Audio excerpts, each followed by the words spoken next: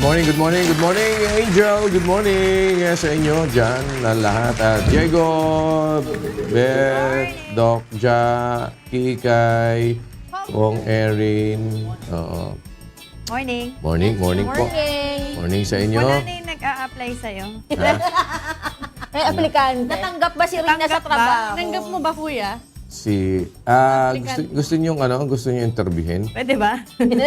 Panel interview. Panel. Ge- Reverse panel. Sige nga.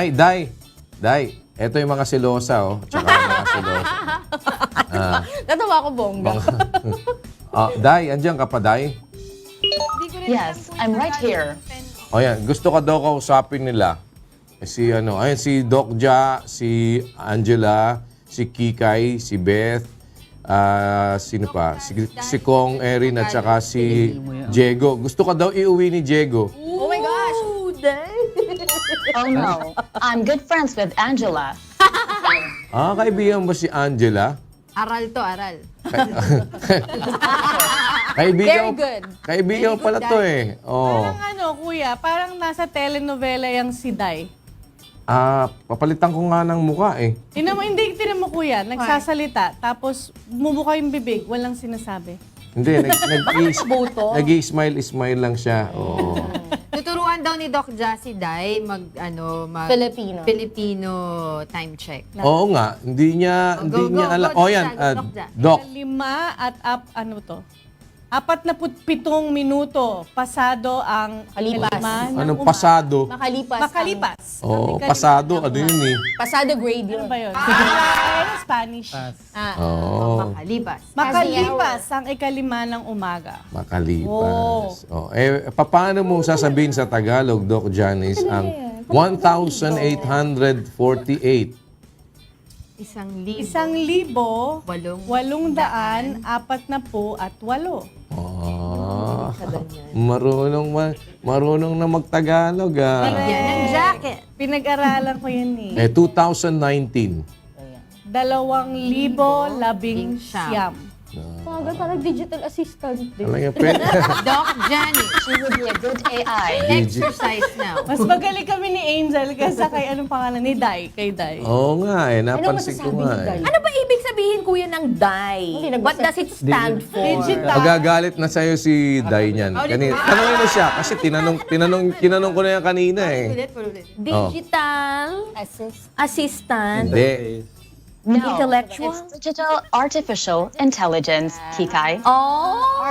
Translate mo sa Tagalog, Kicks. In Tagalog, what does that mean? Ambot sa imo, Day. Ambot mo, Day. I'm here to assist you. Ano daw? Ano? Here to assist. Ia-assist assistant niya daw. ako. Ambot ka mo, Day. Pwede sila, alam mo, nakahanap ng katapat si Annabel Rama kay Day. Cebuano din. Cebuano ba siya? Magaling siya mag-Cebuano. Oo, marunong mag-Cebuano si magaling Day. kumanta rin si Day. Pakandahin nga natin. Kumakanta ka, Day? Magaling kumanta rin si Day. Bongga ka ba? Napanood ko siya. Narinig ko siya kumanta ng ano eh. Bongga ka, Day. Bongga ka, Day daw. Bongga ka, Day? Talaga. Hindi, dying inside. Dying inside. Dying inside daw, sabi ni Angel. Wala ito. Bongga ka, Day. Ano, tatanggapin ba natin to si Day o si Alexa? Let's give her a chance. Oo nga. Yung isa ayaw, Because we are friends. hindi marunong mag-Tagalog yung isa eh. Oo nga.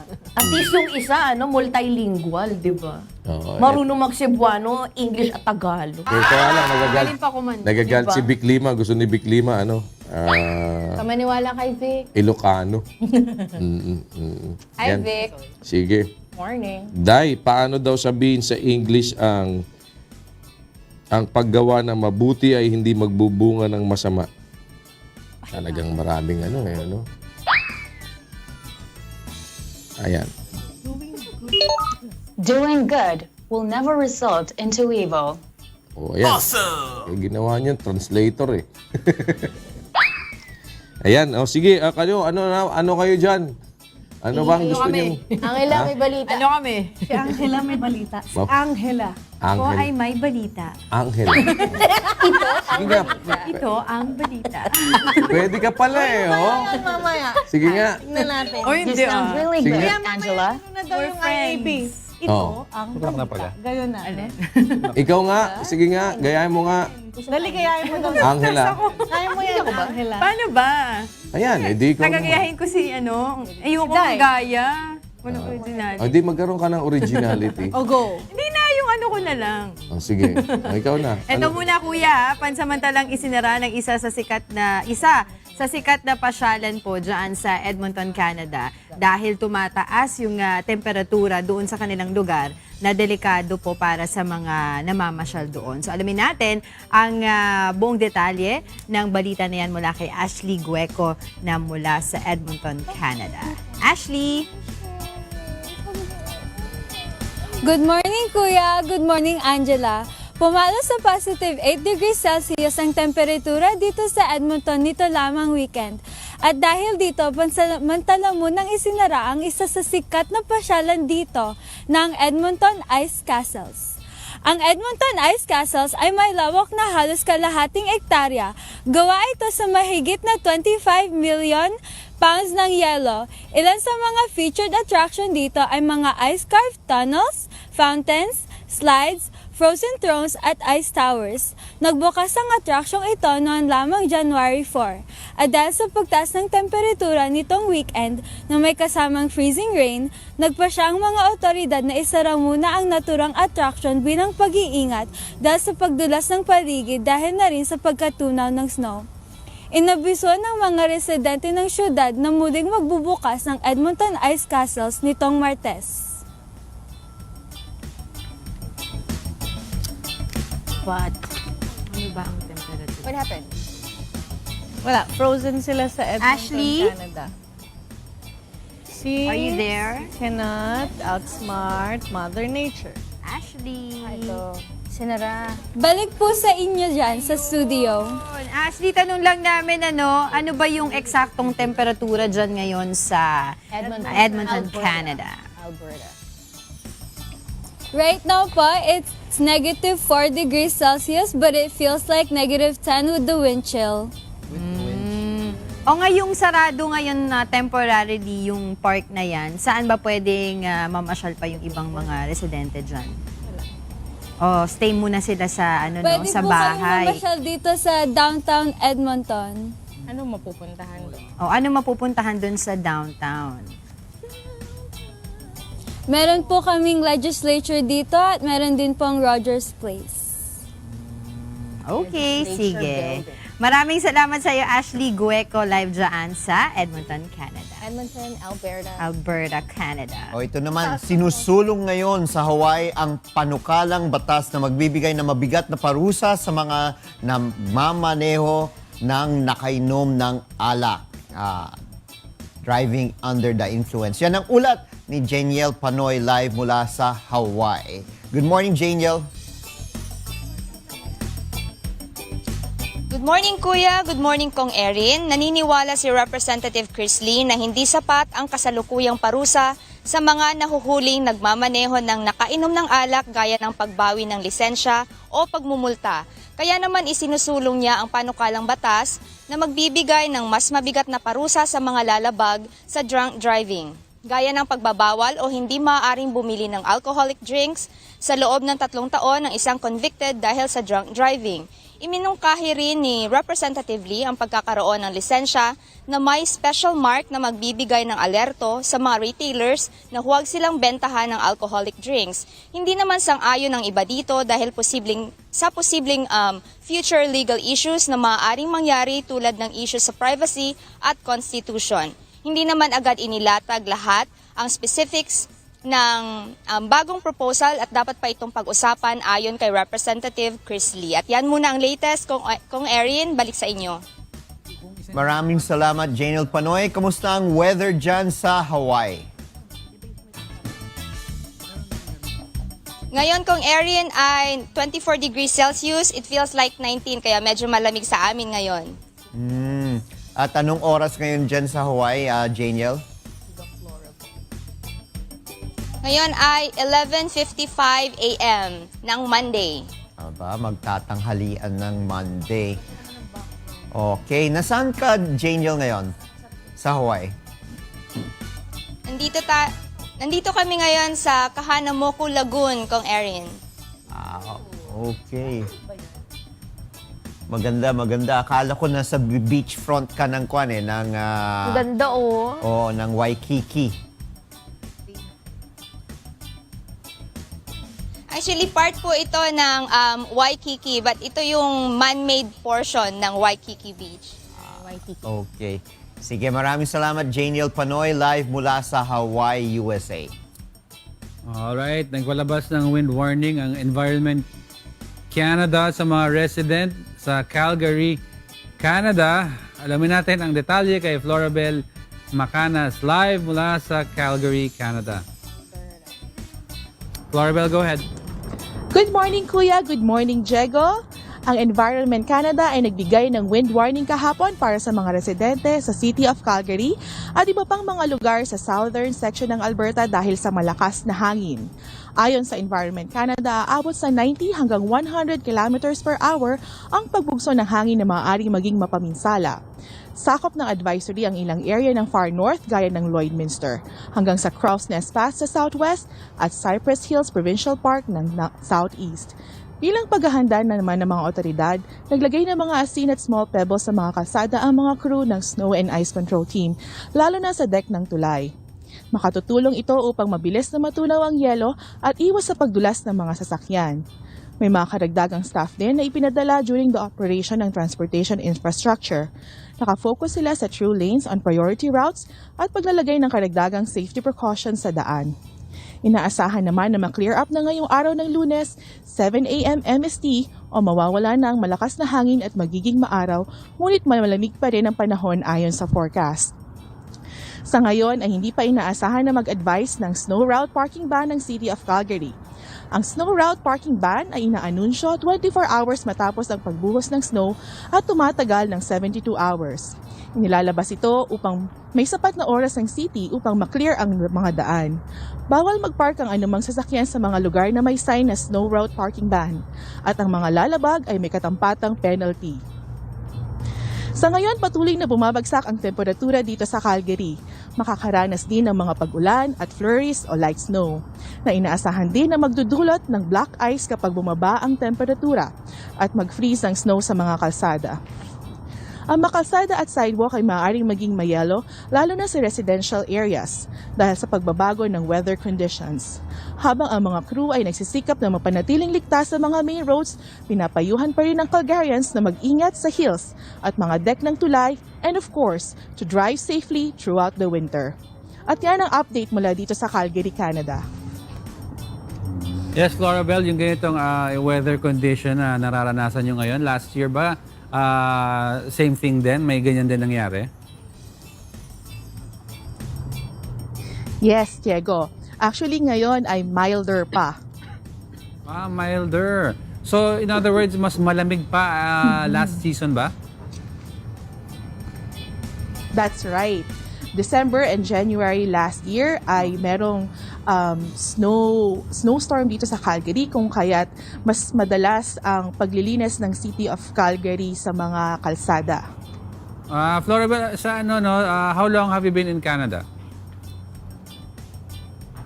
8 years. 8 years. Ano yung coldest na naranasan mo sa 8 years mo dyan sa Canada? With wind chill factor, minus 35 po. Wow, minus 35. Ano ba ngayon? Ngayon ay negative 4, but with the wind chill, umaabot ng negative 14.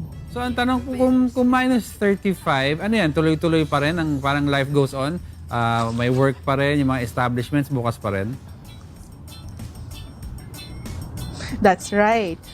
Bagaman ang mga school ay sarado at nasa discretion din ng parents kung papapasukin ng mga bata. Pero ang mga opisina ay bukas. Wow, negative 35. Alright. Pero ano nga dyan yun? Magne-negative 45, mga ganun, mas mataas. Life must go on. Life must go on daw, sabi Of ni Florabel. course, Sige, yeah. pero Maraming salamat, Florabel Macanas, live mula sa Calgary, Alberta, Canada. Ang tindi naman nun. No? Di ba? Mga ilang layers ng mga jacket ang kailangan. Ngayon is negative, ano daw ngayon, negative 2, hindi, ngayon 2. Negative 2 feels like negative 14. Sobrang ano. 2017, negative 35 ata ang naranasan nila. Grabe. Pero meron siyang mga kasama daw doon, Jegs, na ano, na sinasamahan siya sa lamig. I think gusto bumate. Okay. Oo. Go ahead, Florabel. Oo, Diego, kasama ko ngayon ang ating mga tech at narito sila. Gustong bumati ng Good morning sa Team Canada. Thank you. Dami nila doon I love it. O yan, from Alberta, Canada, punta naman tayo sa Taiwan ha. Kasi daw simula sa buwan ng Marso ay magpapatupad ang gobyerno ng Taiwan ng ban sa paggamit ng smartphones, Kika. Naku! Pero hindi naman totally, hindi naman lahat. Yung mga ano lang, made from China. Na kagaya daw ng Huawei at ZTE. Alamin natin ang details sa report ni Amiel Pascual live from Taiwan. Amiel, magandang umaga. Good morning, Beth, at syempre good morning kay Kuya Daniela sa ating mga kasangbahay. Nakatakdang maglabas ang Taiwan government ng blacklist sa paggamit ng mga smartphones at equipments na gawa ng Chinese tech company simula ngayong Marso. Ito ay bunsod ng sunod-sunod na spying allegation sa mga sangay ng pamahalaan sa iba't ibang bahagi ng mundo na gumagamit ng mga equipment na gawa ng Huawei Technologies. Bukod sa Huawei ay kabilang din ng ZTE, Hangzhou Hikvision na gumagawa ng mga surveillance camera at Dahua Technology sa mga pangunahing ibaban ayon sa Taiwan Cybersecurity Head. Dahil sa banta umano ito sa national security, lahat ng ahensya ng pamahalaan sa Taiwan, kabilang ang mga government-controlled businesses, ay pagbabawalang gumamit ng mga equipments na gawa ng mga nasabing kumpanya. Hindi rin papayagan ang mga empleyado na gumamit ng Chinese phones at pagbabawalan din na gumamit ng chat application na WeChat sa kanilang mobile devices. Ang WeChat ay isang popular na messaging app na pinangangambahang maaaring magpakalat din ng Chinese propaganda. Bunga ng patuloy na tensyon sa pagitan ng Taiwan at mainland China, isa sa mga pagtutuunan ni President Tsai Ing-wen ngayong taon ay ang mas mahigpit na information at communication security ng Taiwan. Beth? O ano naman ang parusa doon sa mga patuloy pa ring magbebenta pagdating ng March, Amiel?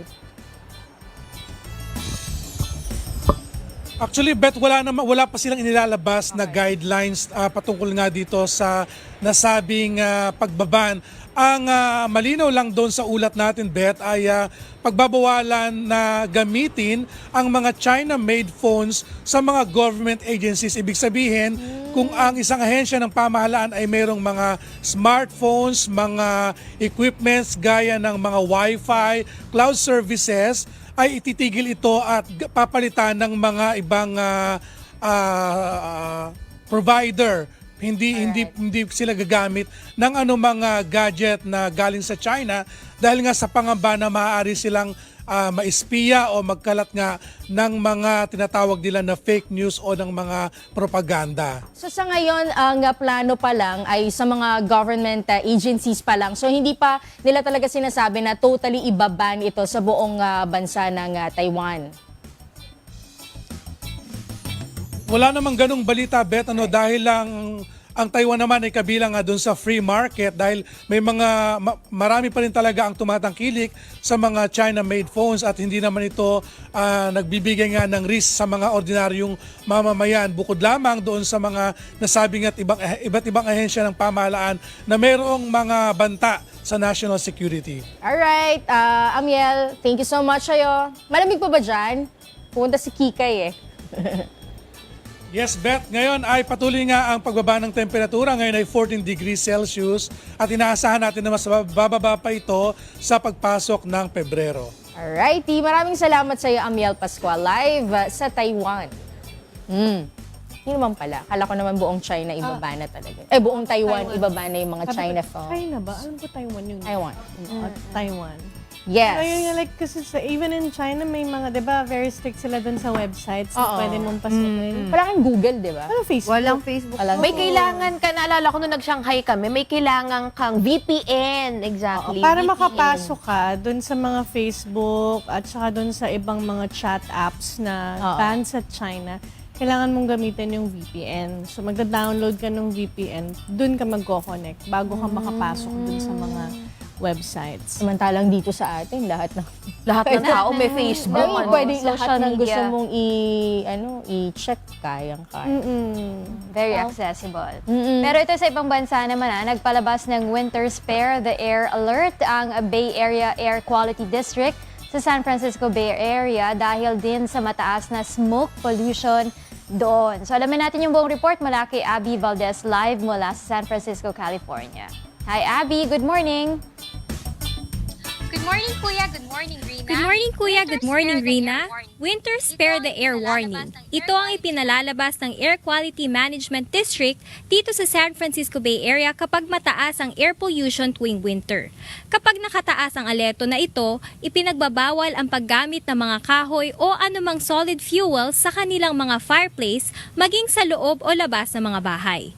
Ito ay dahil kapag malamig ang panahon at sinasabayan pa ng light winds ang mga usok na dulot ng mga nasusunog na kahoy o anumang usok na malapit sa ground ay natatrap o hindi umaakyat sa atmosphere ang usok. Dahil dito tumataas ang particulate matter o PM level sa hangin. Mapanganib ito sa mga may sakit sa lungs o kaya naman ay may asthma. Magiging in effect ang warning na ito sa loob ng 24 oras. Ang mga first-time violators ay magiging o maaaring bigyan ng option na kumuha ng Wood Smoke Awareness Class o magbayad ng multa na $100. Maaari namang dagdagan ang parusa kapag nagkaroon ng mga katulad na paglabag. Ang Winter Spare the Air season ay tumatagal mula November 1 hanggang February 28. At yan ang update mula dito sa San Francisco Bay Area. Balik sa inyo sa Pilipinas. So Abby, just to clarify na hanggang Feb 28 ba yung pagbabawal nila ng paggamit ng mga wood dyan para sila ay magpainit kapag malamig yung panahon nila? Yung season ng Spare the Air warning ay from November 21 hanggang February 28. Pero yung mismong alert na bawal gumamit ng mag-burn ng wood is depende kung kailan nila ilalabas yung alert na yon. Like today, ngayong araw, hindi maaaring gumamit o hindi po pwedeng mag-burn ng wood sa fireplace or sa wood stoves. So depende pala yon sa araw. Depende kung magbibigay sila ng warning dyan. Pero kamusta naman ba yung temperature? Gaano ba kababa yung binababa ng temperatura nyo kapag winter season nga dyan sa may San Francisco, California? Abby? Currently, ngayon ay 19 degrees centigrade. At pinakamababa ngayong araw ay 9 degrees centigrade. Pero pagka-winter, umaabot nga dito ng mga 7 degrees centigrade. Sa San Francisco ba, nakakaranas din kayo ng snow dyan, Abby? Hindi kami nakakaranas ng snow dito sa San Francisco. Oh, alright. Saan mga areas ang pinaka nakakaranas ng mga snow dyan sa bahagi ng US? Ano yung mga areas dyan na makapal yung snow kapag mga ganitong panahon na? Yes, pag winter season nga dito, Rina, pumupunta kami sa Lake Tahoe kung saan yung lake nagiging yellow. Kaya tuwing winter break, nagpupunta ang karamihan ng mga tao doon para ma-experience, yung mga Californians pumupunta doon para ma-experience naman ang snow. Ayan. Wow, next time pakitaan mo kami, i-tour mo kami dyan sa Lake Tahoe na yan. Maraming salamat sa iyo, Abby Valdez, live mula sa San Francisco, California. Thank you. Balik tayo sa Asia, punta tayo sa Vietnam. Nanawagan ng Airport Corporation ng Vietnam sa lahat ng airport authorities na paigtingin ng seguridad para sa darating na Lunar New Year kung saan inaasang darating ang mahigit sa 4 na milyong pasahero. Panoorin natin ang report at kausapin natin si RJ Timoteo na nasa Vietnam. Good morning, RJ! Good morning Kuya, good morning Doc Janice. Inaasahang 4 na milyong pasahero ang dadagsa sa Tan Son Nhat International Airport, kabilang na ang mga overseas Vietnamese workers upang umuwi sa kanilang mga pamilya at ipagdiwang ang Lunar New Year. Ayon sa Customs Bureau, 134,000 na katao kada araw ang average ng kanilang pinaglilingkuran tuwing sumasapit ang buwan ng Pebrero. Kasabay ng pagdami ng turista ngayong Tet Holiday, tumaas din ang dami ng flights by 10% kumpara sa nakaraang taon. Sinabi ni Nguyen Nam Tien, Deputy Chief ng Tan Son Nhat Airport Authority, may 890 flights na nakaschedule sa 28th of the last lunar month na papatak sa 2 ng Pebrero. Samantala, Doc Janice, 900 flights naman ang nakaschedule sa 6th day of the first lunar month na papatak naman sa February 10th. Mahigit sa 1,000 flights ang idinagdag ng Vietnam Airlines, Vietjet at Jetstar Airlines upang mapunan ang demand ng publiko. Karamihan dyan, Doc Janice, ay mga additional flights na ito ay papunta sa mga major cities ng Vietnam gaya ng Hanoi, Hue, Da Nang at Phu Quoc. Dahil dyan ay pinaigting na ng pamahalaan ang safety measures at nagdagdag na rin ng security personnel sa airport ground services para matiyak ang kaayusan at kaligtasan ng mga pasahero. Yan muna ang latest dito sa amin sa Vietnam. Balik muna sa inyo, Doc Janice. Nagdagdag din ba sila ng mga additional like security checks, additional x-ray machines because of ang daming dinagdag na flights ngayon? Almost 1,000 yata yung sinabi mong idagdag na flights?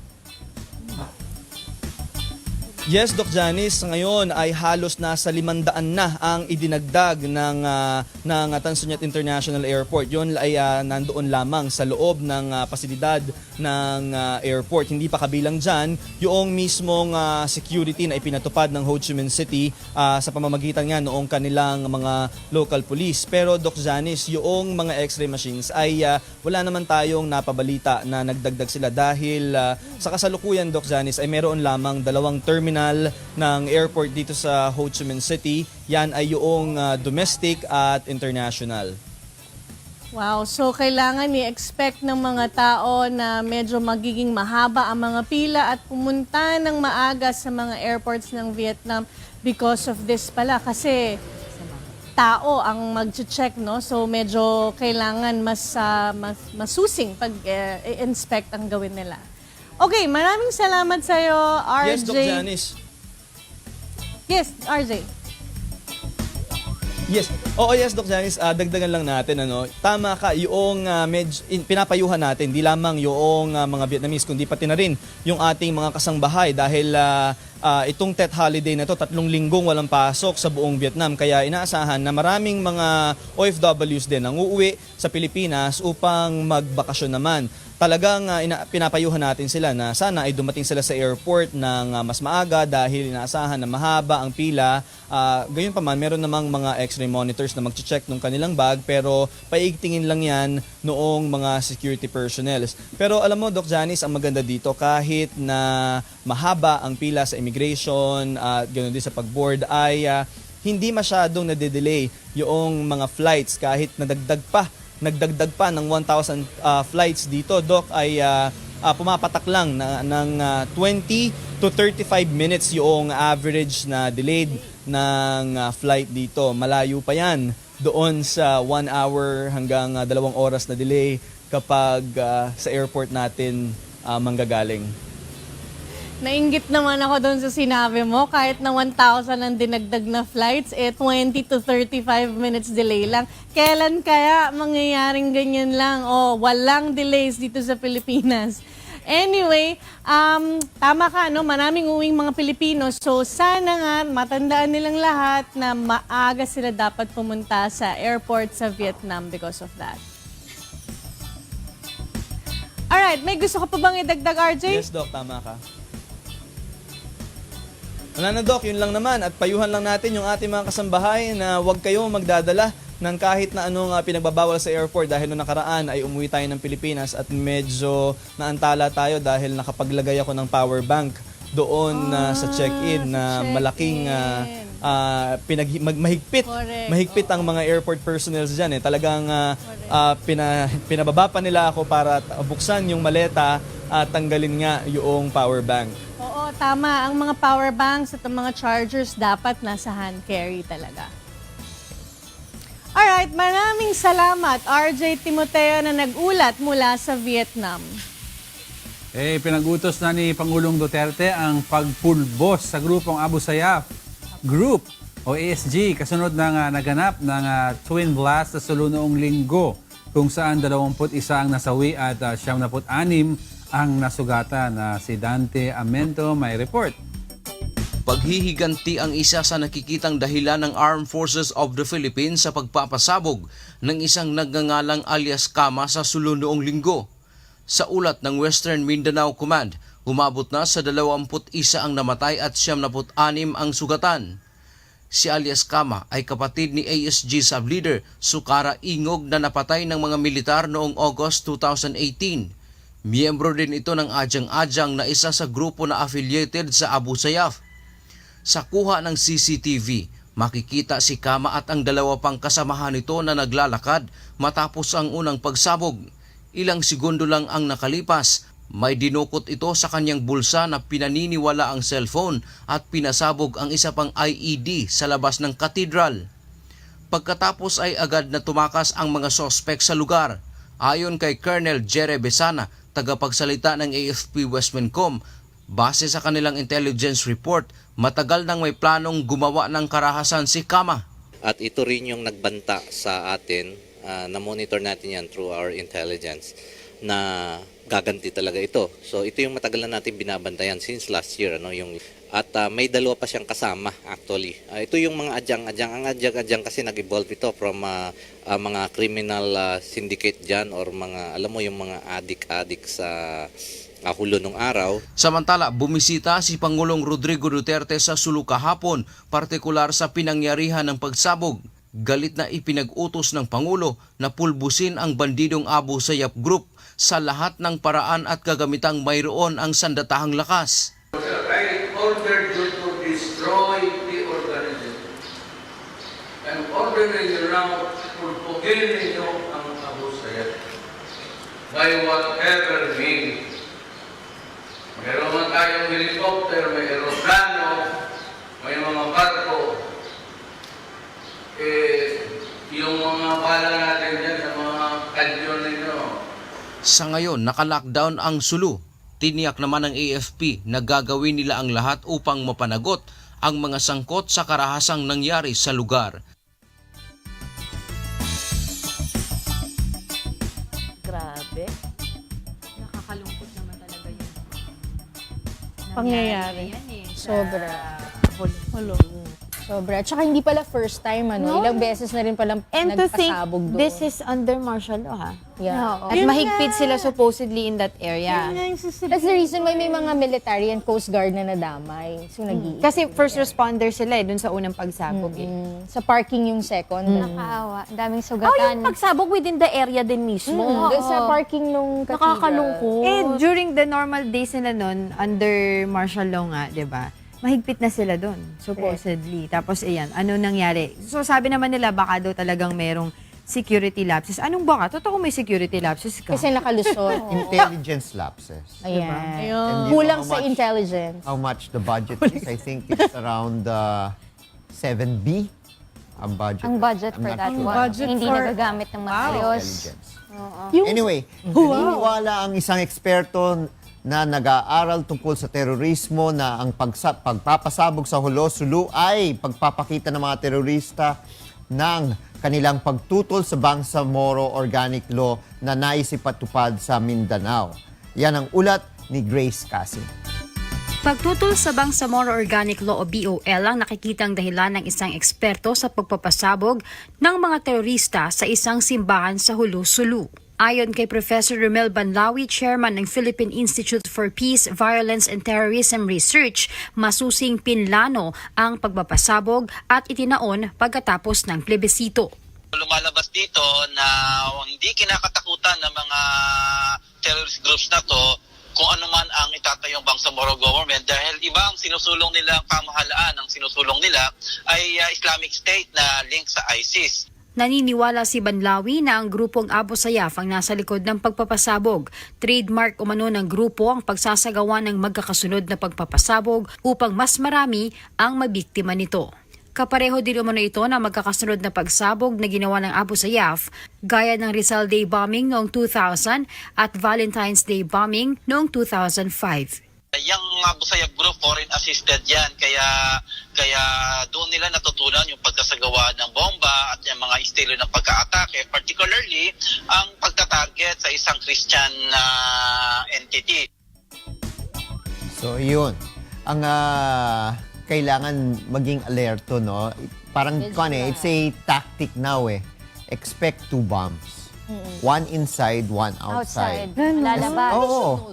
That's why nga, yung unang bomba sumabog sa loob ng simbahan. Yung pangalawa sa gate. Yes. No? Parking. Dahil yung mga either tumatakbo palabas o yung mga pumapasok na tutulong, yun, pwede. Yun ang gusto. But parang nabasa ko, maraming yung second bomb nasa loob ng parang Tricycle, motor. motorcycle. Oo, doon inilagay. And tama di ba na there's a possibility na suicide bomber yung sa loob First ng one. The first one, yun. Parang nakikita nila na posible. Hindi pa nila Nakakatakot pag meron ng suicide bomber dito sa atin. Oo nga. Kailangan i-confirm na yan dahil sabi noon Hirap magkulong. no na wala pa sa Pilipino yung suicide bomber. Yes. Parang yung from AFP doon na at this point, very, very slim chance daw yung Suicide bomber. bomber. Because yung supposedly na-capture ng CCTV yung dalawa who ignited the bomb. Kung may siya, detonator. May detonator. Kasi kung suicide bomber ka, wala kang detonator. Yes, ikaw mismo. Nakakatakot lang pagka naging ganoon, di ba? Ano pag umabot na sa point ng suicide bomber. Correct. Na case pwede na ka yan. lang di ba, yung mga soft target, pwede ka na lang Diba makihalubilo. sa Iraq, yung suicide bomber, naglalakad lang sa tanggalan jacket. Yes. Yan na. Paano mo pipigilan yun? Di ba Takot, ganyan din diba? yung Willing sa to France die. ba yun? Suicide bomber. Suicide bomber din yun. How do you stop that? You don't stop that. Naiba lang tayo ng balita kasi nilinaw ng Commission on Elections na wala pa silang decision sa disqualification case o cases nila Senator Aquilino Coco Pimentel at ni former Senator Sergio Osmeña III. Kaya't posible daw makasama sa balota ang kanilang mga pangalan hanggat wala pang pinal na desisyon ang COMELEC na sila ay disqualified. Yan ang report ni Aiko Miguel. 76 na senatorial candidate ang nakasama sa partial list na inilabas ng Commission on Elections nitong Sabado. Kabilang rito sina dating Senador Sergio Osmeña III at re-electionist Senator Aquilino Coco Pimentel III. Ngunit paglilinaw ng COMELEC, hindi ibig sabihin nito ay na-dismiss na o may desisyon na ang poll body sa disqualification cases ng dalawa. Ang clarification kanina umaga, it would appear na wala pang lumalabas na desisyon sa dalawang kaso na yan. Basically, they're on the list provided by the law department because they are not nuisance candidates. Dalawang disqualification cases ang nakahain laban kay Pimentel dahil lalagpas na umano ang paninilbihan nito sa dalawang sunod na termino sakaling muling manalo. Umupo bilang senador si Pimentel taong 2011 matapos manalo sa election protest laban kay Senator Juan Miguel Zubiri. Pinadidiskwalipika naman ng COMELEC Campaign Finance Office si dating Senador Sergio Osmeña III dahil sa hindi pagsusumite ng Statement of Contribution and Expenditures o SOSE ng tumakbong senador noong 2011 at 2016 elections. Ayon kay Jimenez, isasama sa balota ang pangalan ni Pimentel at Osmeña sakaling wala pang desisyon ng COMELEC sa disqualification cases nila hanggang sa unang linggo ng Pebrero kung kailan sisimulan na ang pag-imprenta ng mga balota para sa May 2019 elections. Kung nagpiprinting na, then yes, it will remain. And if they are somehow disqualified, then notice will go out that either because they're running with political parties, so it is possible that they also be substituted, right? Because substitution after November 29 is available for candidates running with political parties and for reasons of death or disqualification.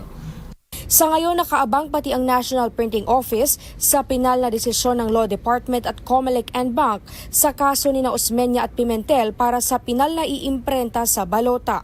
Ayon kay Director Jimenez, posibleng nasa 20 hanggang 24 inches ang haba ng balota na gagamitin sa halalan. Kailangan maging final na Correct. yan. Kasi magpiprint na ng Di ba balota. dapat nung Sunday yung start ng printing? That's not Na-postpone na delay. ng Oo. postpone. Pero meron silang di ba sa isang araw dapat ganito yung imprenta nila Delayed na para sila sa umabot timeline sila. nila eh. Pero parang sabi ni James, isasama daw sa balota because what they ruled on It's possible. was nuisance candidates lang. So definitely daw Senator Coco and Osmeña are not Osmeña. nuisance candidates. Yes. Separate daw ang individual cases. Pero merong pa ring 13 na nuisance candidates na wala pang certificate of finality. Yes. Kaya yung Partial nilabas pa lang na- ilumabas eh. kaya yung Sa nilabas final nilang mga numero, like for example, number 13 ako. 17. Kung 13 pa yan, baka bumagsak ko ng 60. Ang mahirap dito, may letter A pa. So halos lahat Alphabetical. down, Letter D apektado. ka ba na? Kaya walang makapag So lahat Alphabetical. to think start na ng campaign Oo. period Yes. ng senatorial Walang by makapag-print. Feb. Kaya, yung mga mayayaman, pwede sila mag-print ng kanilang tarpaulin, yung mga nakikita Yes. nyo. Pero yung mga konti resources, syempre, nagtitipid. As much as possible, Start di ba? na na Dapat mayroon sure number. na. Pero paano kung Yung yung number. yung sinasite ni Senator Coco na yung ba't kay PGMA daw, when she ran for president, supposedly, she also used the same argument. That is a specific provision under the Constitution. There is no specific provision for senator. For senator. Kasi ano naman siya, vice president. Naging, pinalitan lang niya na Yes. oust kasi yung president. Hindi, kaya nga, Kaya yun nga. ang sinasite niyo, sinasite niya yun. Oh. So, ito kasi yung It was an senator. assumption eh. Yan, assumption of assumption of duty. Tapos ang gray area ata na ginagamit ni Senator Coco is parang ang naka-define daw is full. Parang Full 3 full term. terms, but never daw siya naka-full. But ang in-explain ni Kong sa akin, pagka-understand ko, Kong, is yung term ni Migs was already considered a term. That is really the term. Yeah. Yes. Oo. Because he's Tinuloy mo claiming, na. di ba na parang Tinuloy na niya ako yung nanalo dapat eh. So dapat that's from day why. one, Ako na yun. Ako yun. Siya na yun. Oh. Siya na yun. Term niya na yun. So, 2 Na- di terms lang is siya equal nandun to physically. 12 years. Correct. Ngayon, if he is allowed to run again, he will be Lalampas siya. serving Sobra. more than 12 years. More than 12, lalampas siya. Yun okay lang na medyo natagalan kasi syempre matagal-tagal na argumento yan eh. Pero yun dun sa kaso naman ni Senator Osmeña na hindi siya nag-file ng SOSE. Yun na, hindi ko Which is sobrang, di ba, isa yun sa mga requirement ng Comelec na dapat makapag-file ka ganito tapos hindi mo na i-file. So dapat disqualified ka na kasi hindi ka nakapag-file eh. Even ako, simple lang. Kung hindi ka pa tapos, mag-file ka whatever you Yes, can oo. and then just file the Di amendment. ba yung iba naman nag-penalty pa nung alam ko sino Para ba yung makakomply lang, di ba? nag-comply na Pero ang late weak ng din, ano nagbayad ang ng weak ng penalty. argument niya eh. Oo. Ano nalaman niya na sinendo siya ng notice ng Comelec na hindi pa nagpa-file. Sinara na pala ang Alam naman nila yung office niya. Alam niya yun. Kaya nga, Ano ba? linigpit na Hindi daw naman yung siya, hindi naman Hindi, siya sabi ko yung sinabi bago niya. dyan sa... We're Not not a born first-time yesterday. senator. He ran previously. Nagkagulo daw, you know, Kong, nawawala. all legal remedies and everything. To delay everything. Yes. So. Hindi, Pero aabot- yun nga, Aabot ang election. Kita mo. dapat talaga makapag-decide na ang Comelec. Kasi naantala na yung timeline ng election. Whatever happens, Diba? tuloy yung election sa specified na yun, Kong. Hindi Paano kung natin nahalal ka at alam. yung pala nuisance ka, ano yan? Baka. Uy, grabe naman. Ha? Not you, kunyari, example. Happy finality. nanalo pa siya. You were voted, nanalo ka, biglang sabihin ng Comelec, Nuisance candidate nuisance candidate ka. Ah, Hindi na hindi. pwede, no? Hindi na. Sabi, Hindi. sa Kampante SET na siya. yan, ano? Ah. Sa SET na yan. Okay. Naupo na bilang acting mayor ng bayan ng Daraga Albay, si Vice Mayor Victor Perete. Itinalagang officer in charge si Perete matapos arestuhin si Mayor Carlwin Baldo sa kasong illegal possession of firearms and ammunition. May report dito si Jerry Galicia. Pinangunahan na ni Acting Mayor Victor Perete ang flag raising ng mga empleyado sa munisipyo ng Daraga Albay kahapon ng umaga. Inalaga ng Commissions on Election and Regional Office 5 si Perete bilang OIC Mayor ng Daraga Albay kapalit ni Mayor Carlwin Baldo. Si Mayor Baldo ang itinuturong pangunahing suspect sa pagpatay kay Ako Bicol Party List Representative Rodel Batucabe at sa bodyguard dito na si SPO1 Orlando Diaz noong nakaraang Disyembre. Because of the evaluation report ng DILG, na mayroong temporary incapacity. Kasi di ba, naka-detain siya. We have to have a written document na under detention, he cannot perform his function under the local government code, because meron na rin tayong jurisprudence dan, pwede na mag-apply yung rule on succession. Mandate namin na kailangan pag may directive ang isang DILG, kailangan ito pa rin natin. Kailangan tanggapin. Uupo naman bilang acting vice mayor si Municipal Councilor Jun G. Hausian. Ang prinsipyo ko talaga, open po, welcome po Kamugabos. Pag may kailangan, pag busy po si Mayor, open naman po ang office ng Vice Mayor. And yung mga sa barangay, yung mga ordinances nyo, we'll see to it na ma-action ng kagad ng Sangguniang Bayan. Bumuo rin ang COMELEC Region 5 ng Special Task Force na magbabantay sa magiging liderato ni Perete mula sa mga empleyado ng munisipyo hanggang sa pamalakad nito. Ang Special Task Force ay binubuo ng Department of Interior and Local Government o DILG Albay, Philippine National Police, Criminal Investigation and Detection Group, AFP at ng COMELEC. May authority to look into, to monitor the administrative activities of the local government, including the disbursement ng public funds, ng movement ng personnel, no? And also to oversee itong law enforcement agencies. Nananatili naman nakakonfine sa University of Santo Tomas Hospital sa Legazpi City si Baldo matapos atakihan ng sakit na asma habang nasa loob ng detention cell. Inaresto ang alkalde dahil sa kasong illegal possession of firearms and ammunition. Kaya natanong ko sa'yo kasi kung naka-hospital pa siya, nandoon pa rin pala. Sinagot niya ang Sinagot sa hospital pa pala. Pero kung ganun talaga, di ba? Yung vice mayor talaga yung papalit. Yes. Ganun naman. It's really the vice. Yes, it's the vice mayor. Tatakbo din palang As Parang of si, OIC. parang si Mayor Baldo dati, assume lang din naman siya eh, di ba? Pero full powers. Pwedeng mag-sign ng contract and everything. Oh, yes. Oo. Yes, oo. Good as mayor na rin. Tapos yung number 1 councilor, yan. Siya yung mag-a-act magva-vice ng mayor. vice Vice Mayor.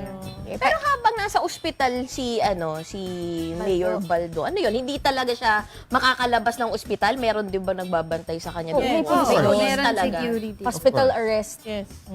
Ang daming... Mas gusto niya doon May kaysa nakabantay sa labas ng pintuan ng kwarto. Correct. Di ba? Aircon doon.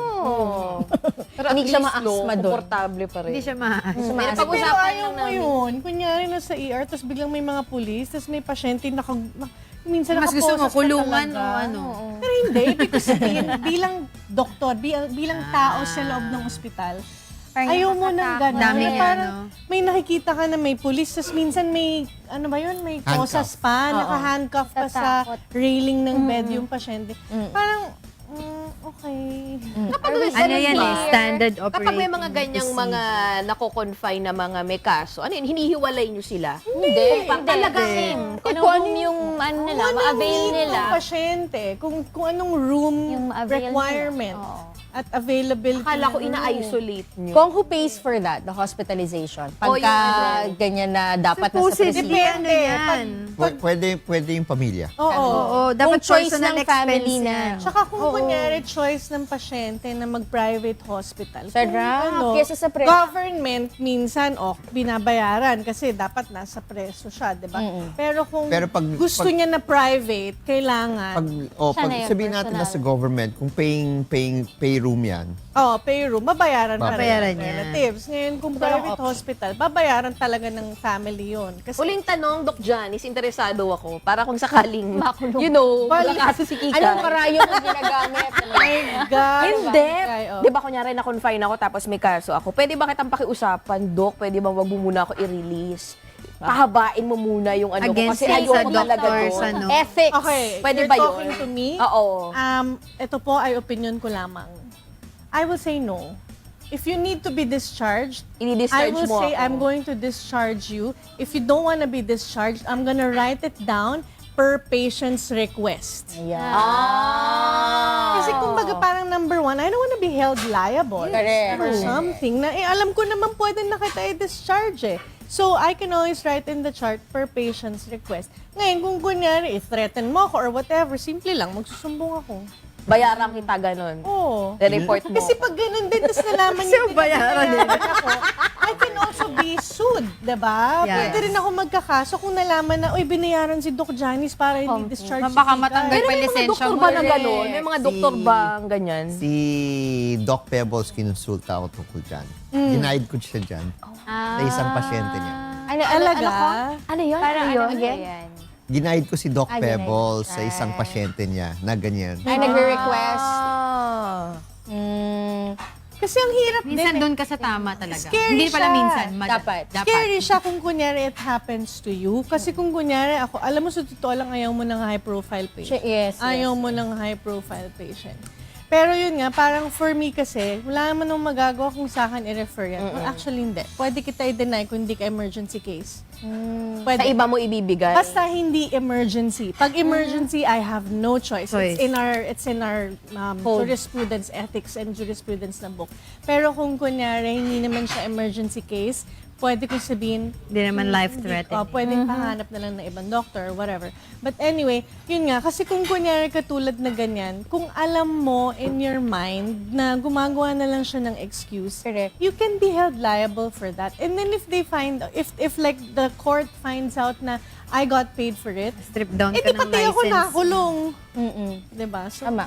Pero Doc, alam mo, speaking of emergency, kahapon na doon ako sa banyo. Gusto ko sana ipacheck yung ankle ko. Si Uncle.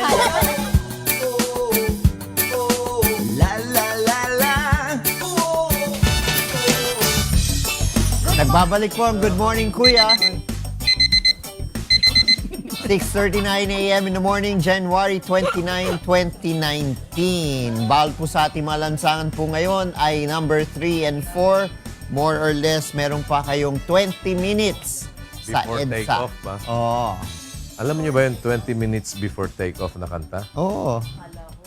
Ay, hindi alam ni, hindi alam. sige, kantahin mo. 20 minutes before take-off. Ako, Michael learns Alam ko yung 25 minutes eh. Michael learns. Ikaw 24, 25 minutes. Upo ka nga sa sofa. Yoko. Didikit ako.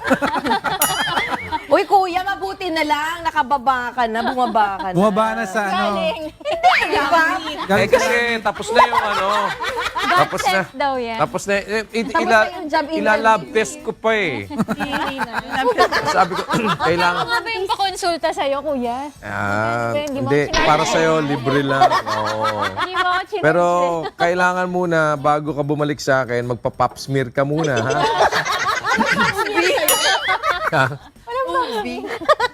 Wala OB ka. OB ka, walang Uy, every year. Hindi nga akong OB. Hindi ako ang OB. Ano siya? Anong GP ano ka ka? man, GP. Sekretarya ng OB. Hindi, ano ako eh. Front desk. Internal medicine. Oo. Maraming nirereklamo si Rina eh. internally. Ano daw siya? Oo. Nag-iinit daw siya. Nakakaligo. In heat, ha? Baka naginit ang ulo. In heat. Sabi niya kanina, Pag ano, sabi ko, bakit ang aga mo naman, ang aga mo naman yata magme-menopause? Nag-hot Isa pa lang flashes anak. ka na. Grabe. Pero anyway, I'm glad na kasama ka namin, kuya. Anong Kasi ibang naman, paraan na sabihin nyo anyway? highway? Anyway. Alam mo, kuya, sabi ni RJ, sabi niya, it's not good daw. Pag na sinasabi to say niya anyway. ibig Kasi sabihin parang hindi dinidisregard mo lahat ng sinabi mo. Uy, grabe, hindi ko dinidisregard yung mga sinabi niyo. Pero totoo yun. That's actually the implication when you say anyway. Parang ibig sabihin anyway. Okay, okay, wala na. Sige, kung ano man yung pinagsasabi mo na yan, bahala ka na. I'm so Diba? sorry. That was Problem. Parang Gano'n. Actually, hindi Parang naman kasi problema mo na yan. Kararami yun. Now I know, ha? And that's, diba, tignan nyo. Halimbawa, meron kayong conversation or meron kayong, tapos after, meron kayong pinagdidebatehan or meron kayong, para may sinasabi siyang argument, meron ako sinasabing argument. Tapos after everything na ini-argue niya, biglang sabi ko, anyway, parang, Walang kwenta yung sinabi. parang, So, ito hindi. na lang. My point. Okay, kung parang ayaw mong paniwalaan yung argumento ko, bahala ka. Anyway, I don't, parang, Nakakasakit din ang damdamin yung not today. Oh, yeah. Not today, Not today, Angela. Angela. Never. Alam mo, Jel, mag-move on ka na, tagal na niyan, Not diba? today. Anyway, not today. Ito ba yung ano? Yung At least hindi talaga Alam mo, kumakain si ano ba to, Diego? Mapagtanim? At least hindi Farmer stay ako tanim eh. ba? Farmer ako. Parang mas gusto ko naman yung not today kaysa yung never. Oh, di ba? Oh, parang sinabi mo na wag ngayon, 'di ba? Parang wag ngayon. Oh, di ba? Wag. Wag na yun, sanay na ako dyan. Pero ito nga, no? Ano kasi natanong mo kailan? Hindi, kunyari, hindi mo gusto luto ko, wag na yan, Diego, ha? Gagalit. Hindi naman ganun. Akala ko pag Ay, hindi yun! Hindi! Ano ba yun? Labo mo naman, kuya. Wala pa naman ako sinasabi. Not today. Wala pa naman ako sinasabi. Ha? Kita mo yung mata mo. Sabi ko, Direct kasi, to that. ha? Ano yan? Hindi, wala. Direkto, ano? Hindi, wala. Nag-usap lang kami. Hindi kasi minsan Anyway. merong mga sinasabi tayo na hindi natin nare-realize na pagka ganun ang word na sinabi mo, nagiging offensive. 'Di ba? Parang I'm so Hindi, sorry. sinabi ko lang. Para, I don't wanna hurt Kasi anybody. parang hindi na... Ako, I learned that from RJ. That's why I don't Now use I know. anyway. Ako, I learned that from Direct Lito. Nung Talaga? sinabihan niya ako. Kay Tolitz. kasi pag halimbawa may mga discussions like kagaya ng nag-uusap tayo, after natin mag-usap, meron kasi nasabing mga proposal or whatever. Tapos sasabihin ko sa'yo, kung sa tingin mo wala namang problema, di okay lang. Ano ibig sabihin nun? Di okay. Parang, kung sa tingin mo wala namang problema, di. Parang ba, nagdi-discuss tayo, may problema nga eh. Ibig sabihin, May ni-raise ka nga problema eh. Merong di ba, may sinasabi nga akong problema eh. Parang ano yan, kuya, ikaw bahala. Tapos kung, ikaw naman ngayon, meron kang sinasabi sa akin regarding dun sa problema na i-raise ko. Tapos ang sinagot ko sa'yo, tingin mo, walang problema. Go ahead, do it your way. agree. Hindi. You don't care at all. Parang hindi mo, di ba? May ganon. Sometimes it sounds Vagina. really offensive na hindi support me in my tinatanong ko nga nag-argue nga yung isa sinasabi niya nga sa iyo, okay, kung yung problema na yung nakikita mo, paano solusyon, etc. Tapos sabi, ang isasagot mo sa akin, kung tingin mo walang problema. Hindi, ina-acknowledge ko nga that there is a problem. I'm just trying to ask you to elaborate on the problem and what is that solution that you are offering. Diba? If you're offering a solution, then I wanted to be clarified on the solution that you are offering. That's why I am asking. And so don't come to me and sasabihin mo naman sa akin na, kung tingin mo walang problema. No, I'm asking nga because you have raised the problem. Diba? Yung mga ganon. Minsan merong mga... Maganda, kuya. Ha? Sabihin instead of anyway. Kasi usually, normally ngayon, generally, Pero pag hindi, nag-anyway ngayon, hindi naman yun yung ibig nilang Oo. Alternative na Ganito lang naman kasi yan eh. Ngayon, nagiging depende na kung paanong ginagamit. Yes. Nagiging depende na dun sa tema ng usapan. Kung ang tema ng usapan parang you're just trying to shift from one topic to the other, so generally it is being accepted. But if you are going to be meticulous about it, that's one of the reasons why I am asking, wala ka bang ibang paraan ng kung paano mo i-segue instead of like saying anyway.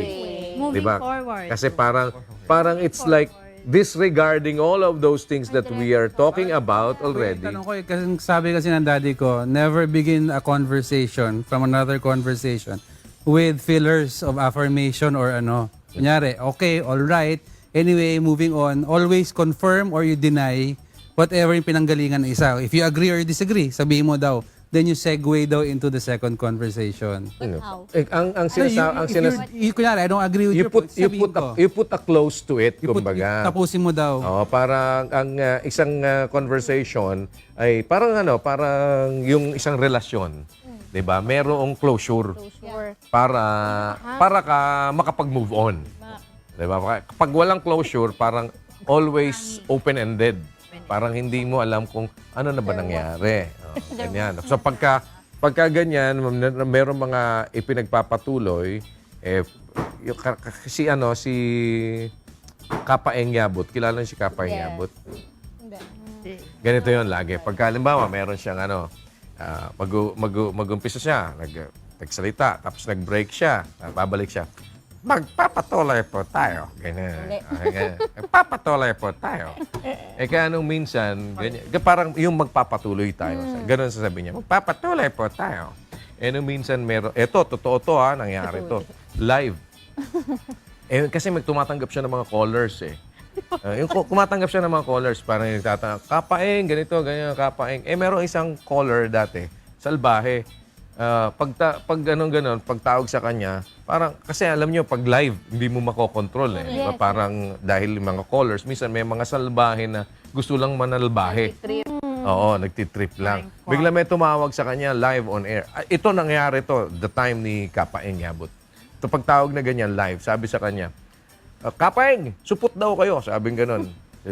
Siyempre, react na yung putulin mo na yan sa air. Kapag pagputol na nga, sabi niya, magpapatuloy po tayo. Sabi niya gano'n. Yun ang kanyang, gano'n ang continuity nung, lagi kasi yung sinasabi niya, pagka from one segment or one topic to the other, yun, magpapatuloy po tayo. Pero ako, ito serious na question. I mean, ano nga po ba ang pwede nating gamiting segue? Or paano mo nga... Paano mo? Yun nga. Hindi, yung sinasabi, ang sinasabi nga ni, Ano yung question ang ko? sinasabi nga ni Diego, you put a close to one topic. So, halimbawa, natapos na. Mayroong ways para maipakita mo na tapos na tayo dyan. So, tapos na tayo dyan, ito yung next topic natin. So, how do you segue from one topic to the other? Di ba kaya gumagamit nun sa iba pang mga balita o sa ibang usapan pagka halimbawa sinabi mo nanggaling ka, saan ka nanggaling bago ka anyway sasabihin mo kung ang pag-uusapan natin ibahin naman natin ang usapan sa usapan naman tayong ganito, di ba? Parang tinapos mo yung isang segment and then you go to another segment. Kung babalikan natin, marami kasing mga paraan. Kaya lang yung nakasanayan, kung minsan parang kahit nang mali, dahil nakasanayan na, nagiging acceptable. Ang dali kasing gamitin, ang daling hugutin. Dali kasi. Oo, di ba? Kagaya nga nun, di ba, yung ating mga sakit ng actually, eventually, di ba? Yung mga... All right. Tapos, tsaka hindi, kahit kayo, di ba, pansin mo, pinupuna ko yung mga wishfuls. Tapos, nadinig ko bigla si Angel sabi, ayan. Yung mga, ayan. Di ba, parang yun yung... Verbal clutches. Ayan. Ayan. O kaya yung... Okay. Siyempre. Yung mga, Minsan kasi nag-iisip ka na nun Kaya may verbal clutches. and that's the reason why sinasabi nila na hindi ka dapat di ba, kagaya Fillers. Ano ba, sa... Radyo. Kapag gano'n, ano yun? Pag ikaw yung nag-speech, Correct. pag nag-speech ka, it's better to pause and maggawa ka ng Pero gesture minsan po- rather than say, kasi ganyan si Makoy ang maa. Sino si Makoy? Si Marcos. Si Marcos. Sige, paano sa speech niya. Paano ba? Paano? Eto, dadali na naman ito ng... Paano nga? Gusto namin ma-refresh yung mind. Di ba pagka nag-speech, instead na mag-pause or kung gagawa siya ng ibang Parang alam namin mag-get. sample. Hindi nga namin maalala pa paano Iniisip ko nga magsalita si Mark. Hindi namin mag-get. Iniisip ko nga kung ano yung... Ano yung boss? Si Marshall lang. yan, ganun. Si Erap ba kuya? Mahilig din Si Erap, iba naman si Paano Erap. ba si Erap? Paano? Sige, paano? Ikaw nga marunong mag-gaya. Hindi ko Pwede maalala. mag-dubber to si Kuya Di ba? Alam niyo ba nag-voice talent ako dati sa DZRH? Oo. Nagdrama kami. Nagdrama voice talent ako dati. Hindi, sa Sabi nga ng mama ko, Di ba yung sa... napapakinggan daw Di ba niya sa DZRH? Di ba Ikaw ganyan? pala yung napapakinggan ko nung bata pa ako. Hindi ako, yung mama ko napapakinggan Hindi ako, siya habang buntis pa siya sa akin. Napakinggan niya si Narinig mo na Daniel si Kuya. Rason. Ganun Tinamay mo na mukha ni Kuya. katagal. Tinamay mo mukha ni Kuya. Ayos Ayos Nakakita ka na ng ano?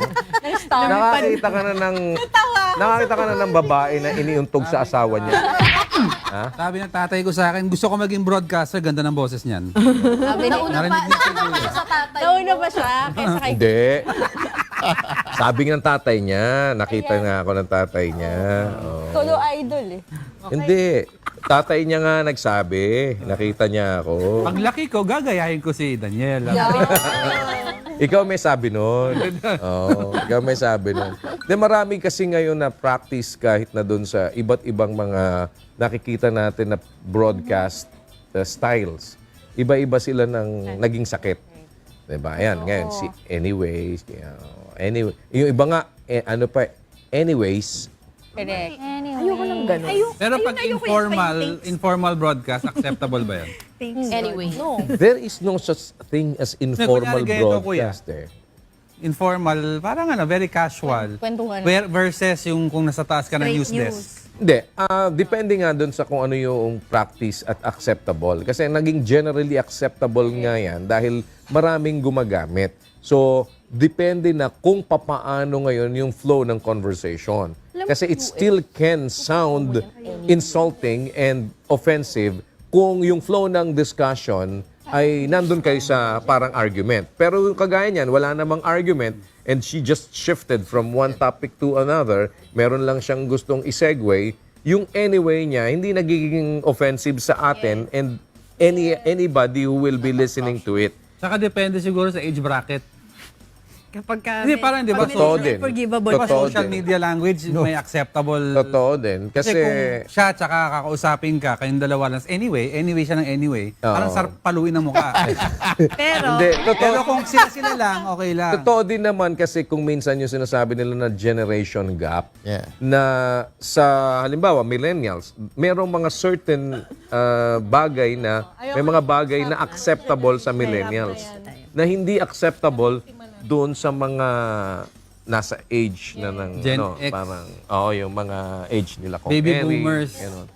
Pero at least si Kong Erin kasi nag-a-adapt si Kong Erin eh. Oo, sponge multi-generation. yan eh. Oo. Ka ba? Hindi, ganun talaga mga politiko. Kailangan marunong mag-adapt, di ba? Actually, hindi sasabihin ko ngayon nga yung magandang maturity level. Actually, I think yun yung kuya, sige na, yung kagandahan sa atin, parang nakita mo yung difference. Pero from the time na before me, sasabihin sa akin ng daddy ko tsaka mami ko, nung bata kami, tititigan lang kami ng tatay namin, takot na kami. Tapos nung generation namin, parang takot ka pa rin, pero somehow natututo ka na parang makipag-usap, makipag-reason out. After natin, wala nang takot. Talagang nakikipagtalo na yung mga bata. Oo, kaya ako, binabalik pa rin hindi Di ba sinabi ko nga sa inyo walang black belt sa akin. Anak ko, black belter ka. May belt pa rin ako na ito, leather belt ito. Talagang ngayon, dito, di ba, may batas tayo dyan, Kong Parang gumagaya na rin tayo sa ibang bansa na bawal yung mga namamalo ng anak. Pero ako, gusto nyo, ikulong ninyo ako, pero namalo ako talaga ng anak ko. Dahil hindi palo na papatayin mo yung anak mo, palo na, hindi.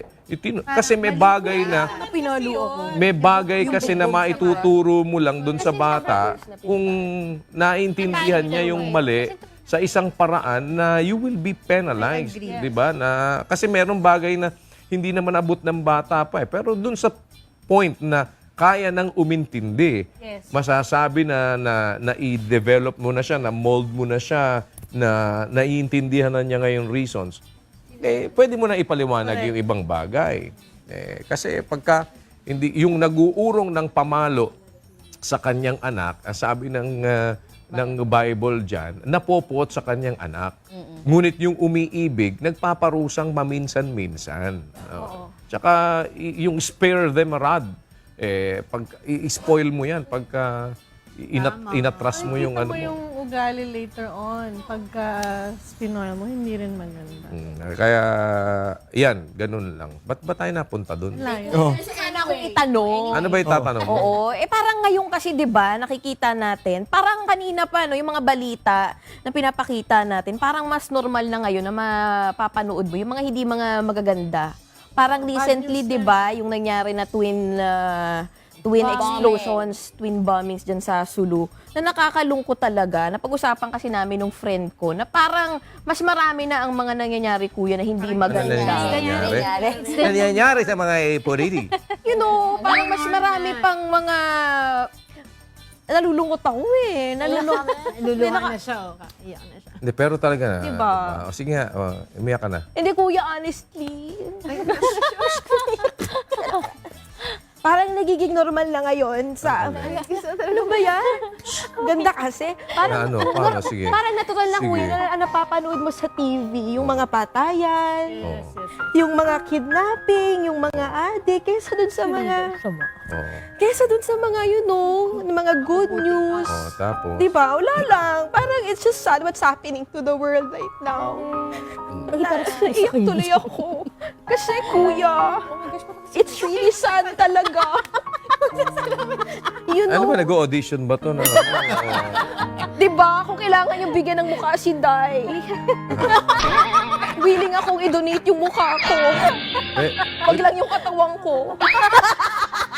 Huwag kang mag-alala, hindi tatanggapin. Hindi, pero kuya, seryoso. Nakakalungkot kasi talaga na alam mo yun, so many lives were lost. Senseless killing. Diba? Oo, Senseless nakakalungkot lang talaga. Ang sinasabi naman ngayon dun sa balita, binabalikan daw yung parang nagre-revenge sila dahil mga anak daw ito ng mga Abu Sayyaf. On the contrary, meron naman na nagre-rate naman yung pagsabog na yan dun sa pagtanggi daw sa BOL, 'di ba? So tuloy-tuloy pa rin yung mga investigations na ginagawa nila. But the point na sinasabi ni Kikay, bakit parang pag tinitignan mo over dun sa mga mabuti na gumagawa na mabuti, parang mas maraming pumipili ng gumawa ng masama. Sa mabuti. The new norm. Oo. Merong mga bagay kasi na dapat din tayong intindihin dyan on the spiritual side. Tingnan natin sa ating Biblically Speaking with Brother Eli Soriano.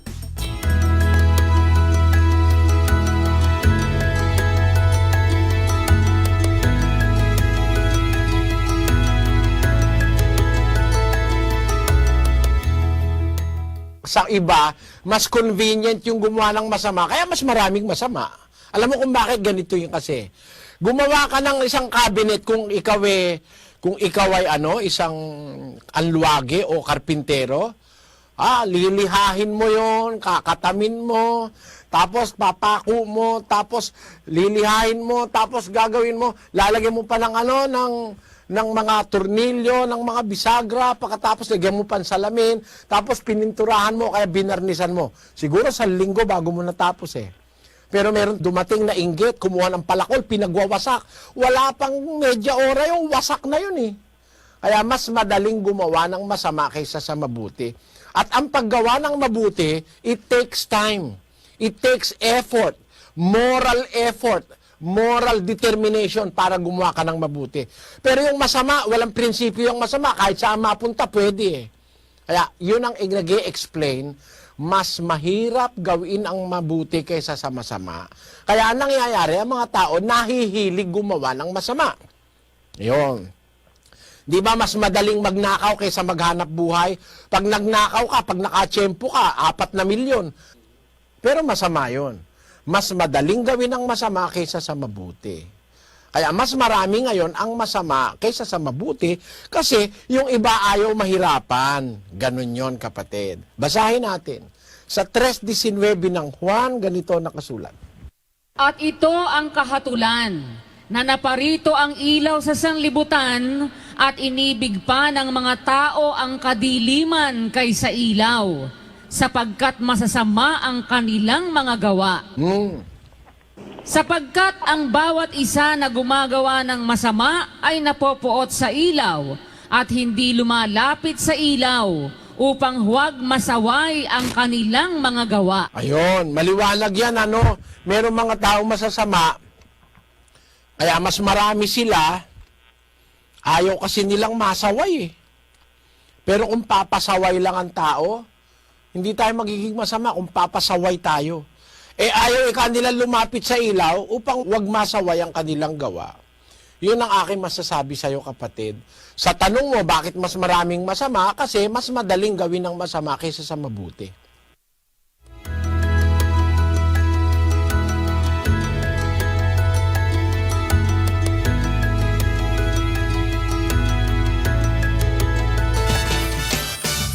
Mas madaling gawin yung masama. Kasi wala kang prinsipyo yung ano ng masama. Samantalang yung mabuti, mag-exert ka ng effort talaga para ka gumawa na mabuti. Eh yung masama, walang ano yan eh. Lalo na kung yung kasama ang ginagawa, eh yung tinatawag nilang culture of impunity na nakakalusot sila dun sa masama nilang ginagawa. Kaya nawiwili din yung iba dahil hindi ka naman ngayon, di ba parang for now, hindi naman ang naging ano sa atin ng Diyos eh. Pag nagnakaw ka, yung ninakaw mo, hindi na maalis sa kamay mo. Eh kung siguro gano'n ba, nagnakaw ka ng kutsara, ng tinidor, tapos pagka alam na ninakaw mo dahil ayaw matanggal sa kamay mo, alam na ninakaw mo yan. Diba? Halimbawa, ikaw ay nangalon niya ka, ay lahat ng mga ngalon niya na kumuha ng asawa ng may asawa, eh hindi na nagkahiwalay. Well, palagay ko, may mahirap yun, di ba? Parang lahat, oy, alam, oy, ikaw, ano ka? Ganyan ang ginawa mo. O kaya kung ano man yung ibang ginagawang masama, immediately, merong kagad na nagiging repercussion sa kanila, eh, mahirap. Pero ngayon, marami nakakalusot at mas madaling gawin dahil nga walang prinsipyo. Isipin mo ngayon, may gun ban. Sino ang nahuhuli sa gun ban? Eh di, ang karamihan, pagka na nagva-violate na sinasabi ng gun ban, eh, yung mga, yung mga lehitimong dapat pwedeng magdala ng barel, kaya lang, nagdala sila ngayon, gun ban ngayon. Nahuli sila.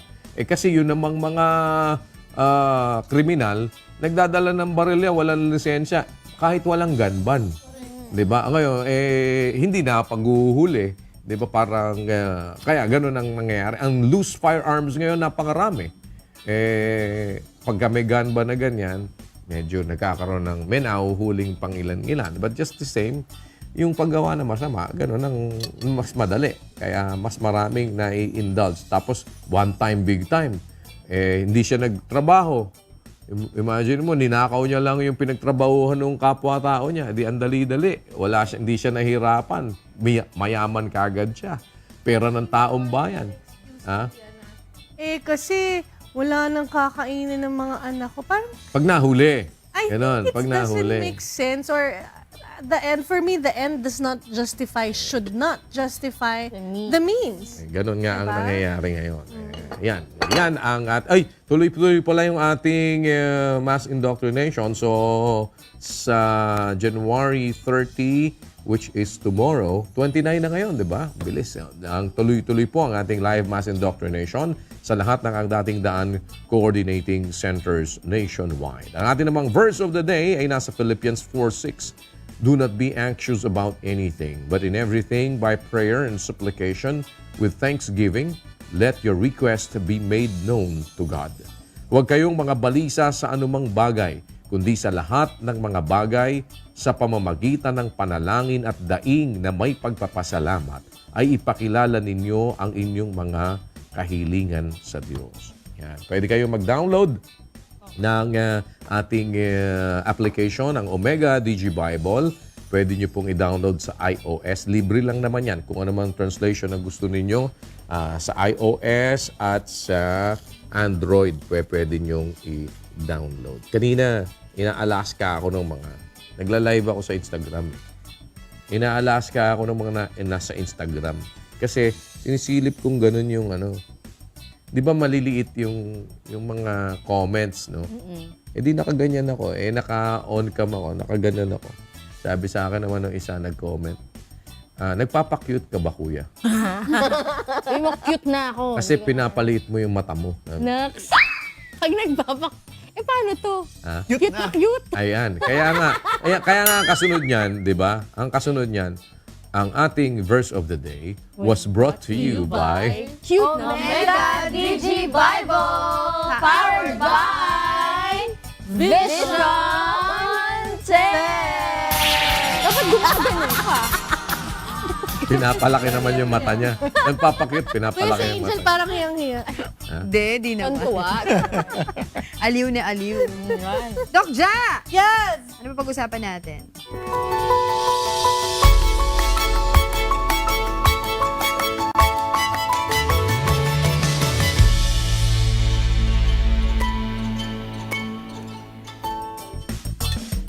Yun ang pag-uusapan natin.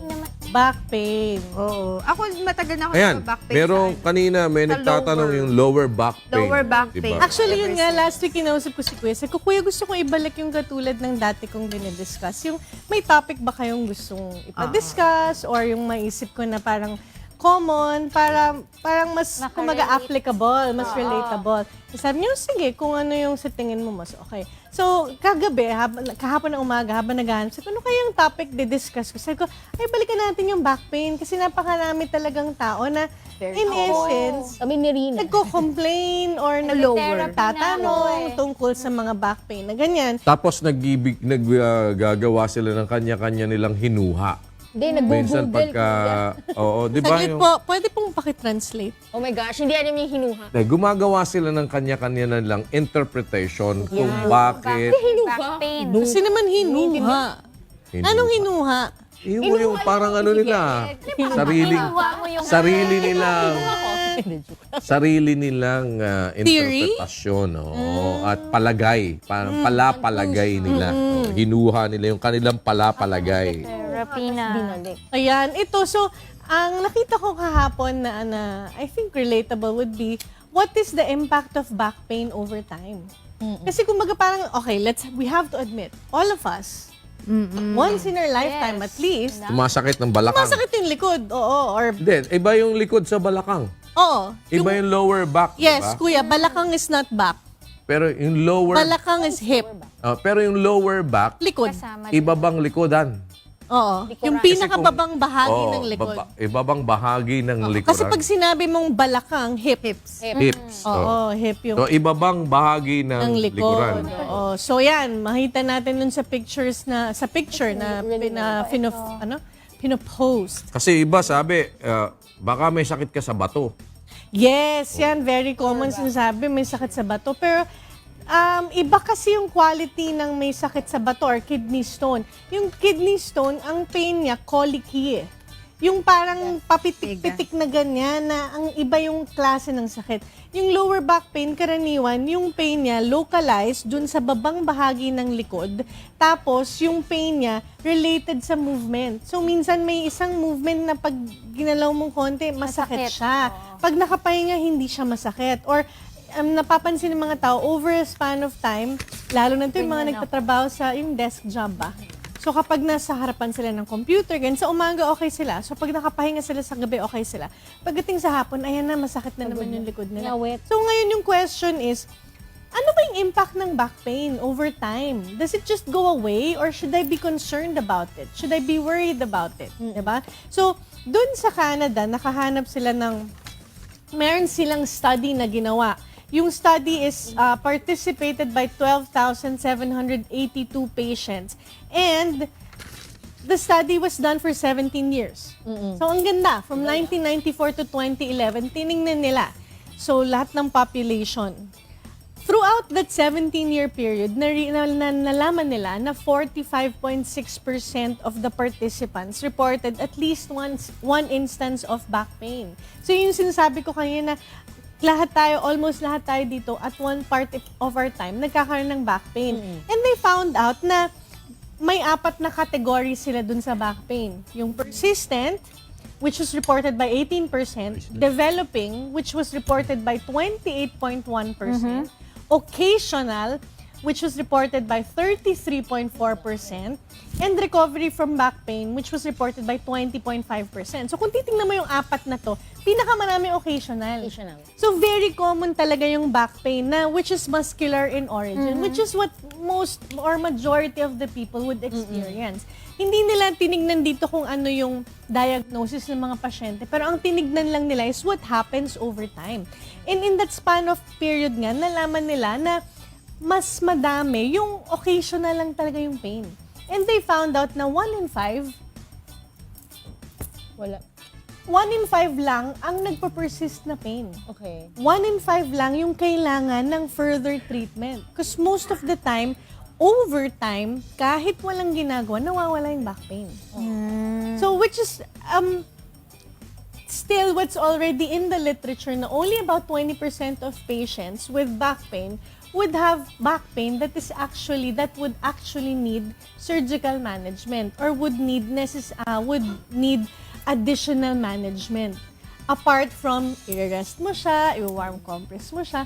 And they found out actually na over time, it would really help lang kung kunyari nag-back pain ka na. So, kung nag-back pain ka ngayon and then you do something about it, and then you keep doing something about it, like you change your lifestyle, you do exercises, you really do proper back care by proper posture, you don't sit long periods of time, you change your bed, you change the way you sleep, you change the pillows.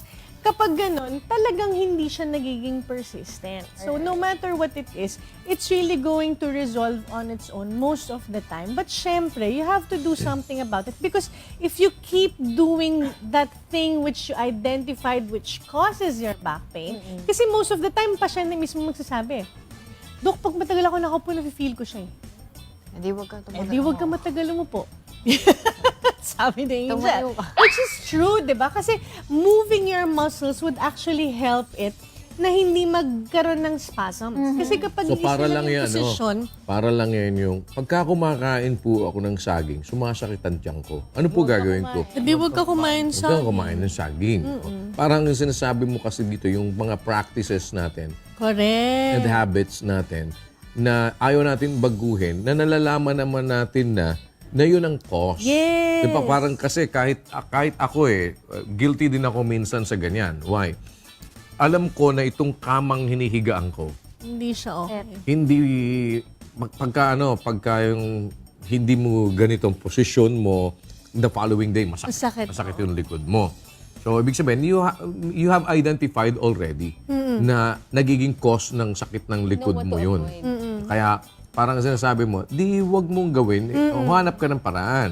Kasi kagaya nung hindi sanay sa yung kamang malambot, meron kasi akong kama na nahihigaan, yung kama na, pag pumupunta ako ng LA, yung kama na nahihigaan namin doon, pag doon ako natulog, the following day, sakit ng likod ko. Sobrang lambot siya. Oh, parang mas gusto ko pa nakahiga sa sahig. Mas gusto ko pa Kasi minsan, kuya, may mga ganyang mattresses na hindi siya supportive eh.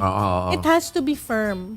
Mas maganda yung Mas maganda yung mas maganda firm. yung ano mo, bed mo, hindi malambot na malambot. Ayoko ng sobrang lambot. Pero for me kasi, dapat firm siya that affords support for your back. Mas maganda yung mattress na matigas na merong Firm naman, kuya. Wag naman matigas. Firm. hindi naman siya yung parang Hindi papag ganun. as Kahoy. solid as a rock or ganun. Yung ano siya, hindi Firm lang. pag humiga ka, hindi lumulubog. Yes. Hindi lumulundo. Hindi lumulundo. Kasi pag yung lumulundo, masakit sa likod eh. Correct. I agree. So ngayon, I think this is very, I would say, relevant because in this day and age of computer, na mag-google ka lang, back pain. Abay, cancer na yung lalabas, mamatay ka na bukas, na parang hindi yun talaga yung majority of what happens. So, I want the people, our viewers, to realize na most of the time, these back pains or the pains that we're experiencing are really related to whatever you're doing every day. And if you just change these activities, you just modify your lifestyle, most of the time, these pains would actually resolve on its own. Or, syempre, if you help it by doing proper back care, exercises, no sitting matagal, make sure that your bed is firm, all these things, it would resolve on its own eventually. Ngayon, Syempre, pwede ka naman mag-pain pagbuhat. relievers kung sobrang sakit talaga eh. Yun, yung Buhat ng pagbubuhat, yung tamang posture talaga. So, yan. So, most of the time, mag-i-improve siya at only 20% would need additional management. So, it's good news for all of us. Oy, happy birthday kay JJ at saka kay Maylene belated. Nasa Macau daw sila, sabi ni Jason Torrio. Yan. Okay. Thank you. Salamat, Doc Ja. And now, Ladies and gentlemen, let's welcome, Ano ka rin? di ba? Direct from, saan ka ba nang galing? kitchen. Bathroom. The fat room? Bathroom tapos diretso sa kusina. Akala ko fat room. Nagugas ka ba? Siyempre, ako pa. Okay. Sige.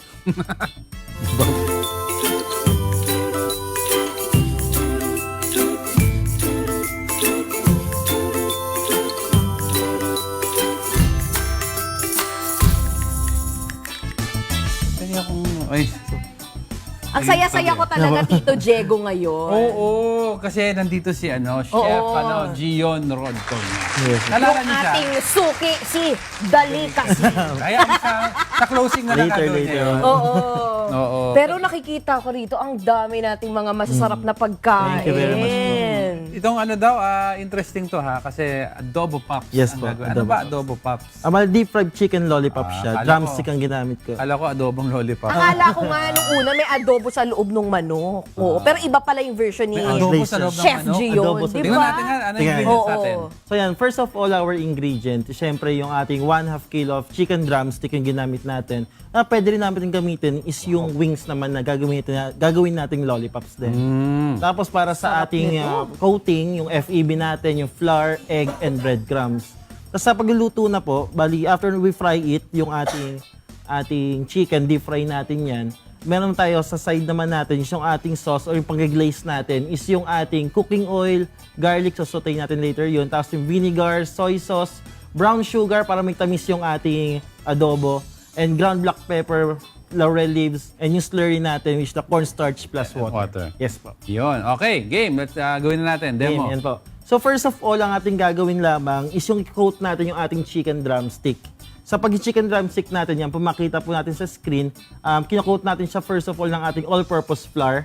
Then after the all-purpose flour, after nyan is yung ating egg naman. So para magkaroon siya ng wet naman, tawag dyan dry, wet, and dry. Ano to, Kikay? method. Tinatawag na Para mag-bind, standard no? breading procedure. Yes, breading procedure. And yung last one naman po is yung ating breadcrumbs. Oo. Yes, para mamaya deep fry na fry siya. Pwede naman na flour, egg flour, pero iba kasi yung magiging... Alam mo ba't ganyan, Kicks? Bakit? Yung flour para kumapit yung egg. Yung egg para kumapit yung breadcrumbs. Yun po, tama po. Kasi mag-deep fry natin siya sa mainitan na oil. Oo. Deep fried siya. Sa maganda yung nice and clear oil muna, yes no? po, Para maganda malinis. Yan. Yan, makita po natin siya, naka-breadcrumbs. Malaki siya, no? crunchy. Malaki kasi compared sa pag ginamit natin ng wings, maliit lang yung magiging yung lollipop niya. So ngayon po, drumstick, para mas ma-enjoy natin. Drumstick, ginawa mong drummet. Ma-enjoy ko drummet talaga na siya, ito. Yes po. Okay, tapos? Siyempre, after nyan, i-strain natin siya para hindi masyadong oily kasi may oil na rin mamaya yung ating sauce. Yes, the glaze. Siyempre, ngayon gagawin natin yung sauce natin after we fry our chicken. Sa sauce natin, gigisahan tayo ng garlic yan. Gigisa muna po tayo. And after nyan, medyo mag-brown na, turn into brown na yung ating garlic. Lagay natin yung ating suka. Huwag natin masyadong haluin siya. Hayaan natin maluto yung suka. I know you have your own type of cooking of adobo. So ito yung sa akin, sweet side siya. So yung toyo na, and lalagyan natin ng ating brown sugar din. Kasi nga, para sa sweet side, yan, brown sugar nilalagay natin. So preference yun na kung gaano katamis yung Pero kahit konti lang para mag-balance lang. Yes, para Huwag mag-balance masyadong lang. matamis. Yes, opo. So yan, after that, sugar. So sa inyo rin, preference nyo kung lagyan nyo pang toyo, sa saltiness naman yun. Kasi yan yung ating slurry na nilagay ko dyan, yung flour plus water, para mas maging makapit siya, mag-thicken yung ating Para sauce. mas maging malapot. Yes po, tama, Tika. Yan po, makikita niyo po ngayon, yan, bababa ko na siya. Pagkababa kong ganun, iikot ko siyang ganyan para mag-glaze na yung ating chicken lollipop. Sarap. dip na Sarap. Deep lang siya, glaze lang siya, para hindi masyado... Dapat dalhin tong sauce sa table. Diba? Yes, so, later. Sauce pa lang, no? Yan, Ulam yan ang na. ating adobo pops. Wow! Napakaganda ng presentation. Thank you very much po, Tika. Si Pops may ginawa pang iba. Napagawa ko pa, Pops. Ayan. Popsy, yung mga ginawa ko pa po, Pops, is yung meron tayong Korean beef stew dyan. Korean beef stew. Yes po. Ito nasa red, Yan, nasa red. black bowl. Yes Okay, po. ito naman. Ito, favorite ko yan. Lumpiang Shanghai, hinat ko na sa gitna. Tapos adobo ang sauce. Ay, may adobo sauce din para maging ano tayo, Okay, let's consistent. Dessert. Desserts natin, meron tayong leche flan. Andito yung leche flan natin. Ikaw gumawa? Yes, kami po gumawa. okay. Specialty namin ng Zentilos. And ito? And the last dessert we have is yung ating choco mousse. Choco mousse. Lahat yung ginawa dahil. Diba? I love it. Dahil delicacy. Mamaya natin. no?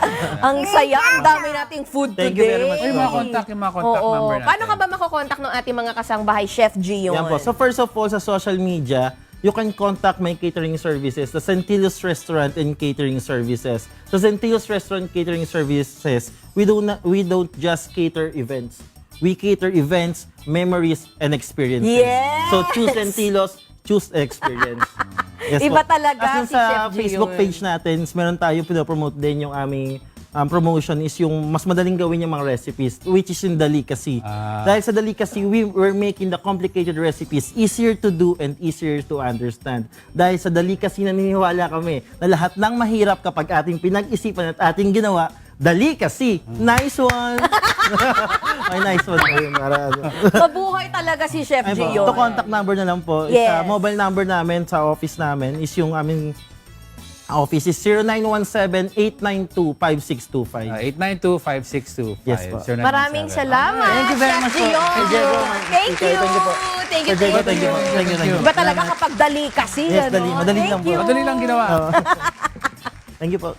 Bago tayo kumain ha, meron muna akong isi-share sa inyo kasi isa sa mga pinakasikat na laruan sa buong mundo ay ang, ito si Mio na aalala ko dito, Jel. Alin? Rubik's Cube siya. Yes! At alam nyo ba na noong January 29, 1980, 39 years ago, ay ang first international debut nito? Alamin natin ang detalye sa ating Today in History.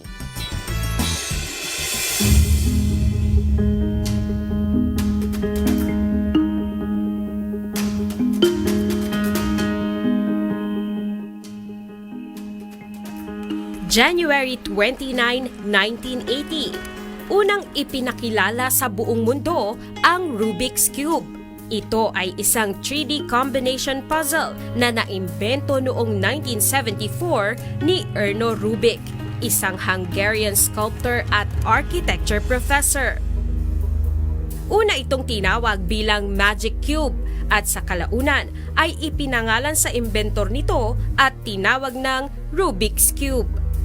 Tinagurian ito bilang UK Toy of the Year noong 1980 at 1981. At sa unang 3 taon nito sa merkado ay nakabenta agad ito ng 100 million units. Makalipas ang 2 taon, idinaos ang kauna-unahang Rubik's Cube World Championship na ginanap sa Hungary kung saan 20 ang lumahok mula sa iba't ibang bansa. Sa kasalukuyan, isang 23-year-old Australian ang may hawak ng Guinness World Record bilang pinakamabilis na nakabuo ng Rubik's Cube sa loob lamang ng 4.22 seconds.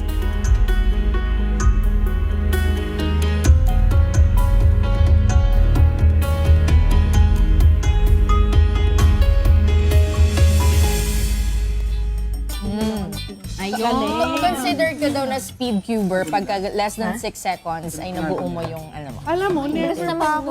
Uy, ako din. Ako din. Pero yung mga bata ngayon, si Mio, si Gab din nagaganyan, yung gagaling. Si Mio, nasa 10 seconds. 10 seconds. Pero speed cube ang ginagamit niya, hindi yung Rubik.